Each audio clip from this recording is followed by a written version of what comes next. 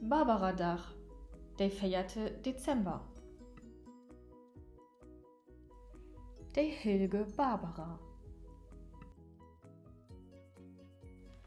Für vielen 100 Jahren lebte ein rieker Kopmann.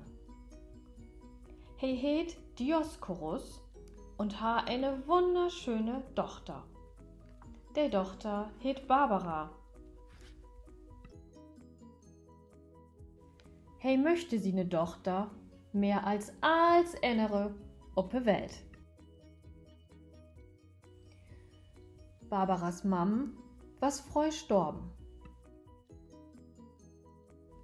Ook Barbara möchte ihren Pappen gern. Wenn Dioskorus ob Tour was, bräuchte he Barbara in einen Turm. Sie soll nicht mit Menschken zu Hope kommen, die he nicht möchte, oder die Barbara vielleicht noch wat Leibes wollen.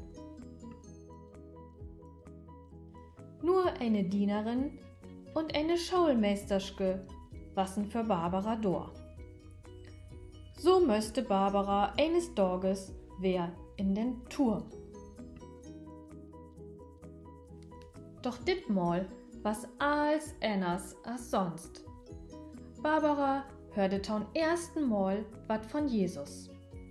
Jeden Tag lusterte sie nu de Geschichten von Jesus.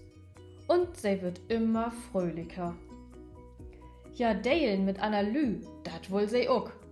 Sie ha doch so viel von als Menschken helpen,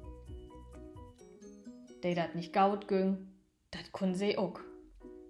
Sie hörte, dat Gott Jesus nicht in den Tod lorten hätt.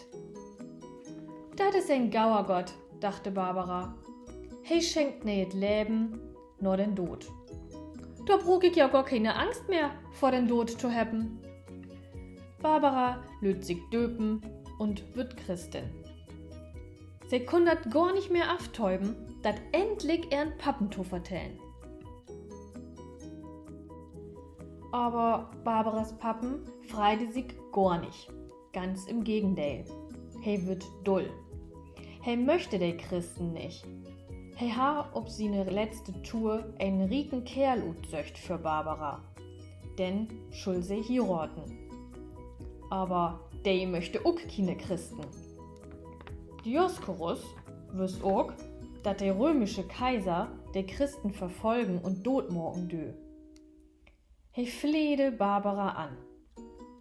In sin dullen Kopf verrohrte he seine eigene Tochter. Barbara aber lädt sich nicht inschüchtern. Sie gelöfte an dat Leben nur den Tod. So köm sie in den Knast. Ob'n Weg dorthin ha sie sich noch in einen Strug von Kirschbaum verfangen. Den Twiech von den Kirschbaum nimm sie mit in den Knast und stickte den Twiech dor in ne Worsen. An den Tag, als Barbara tau Tode verurteilt worden ist, passierte wat ganz Besonders. Der Kirschentwieg beleide mitten in Winter. Kurz für ihren Tod kick Barbara den Twieg an und seh, ich dachte, du bist tot, aber nu bleist du so as dat Leben. So wird mir dat ook ergorn.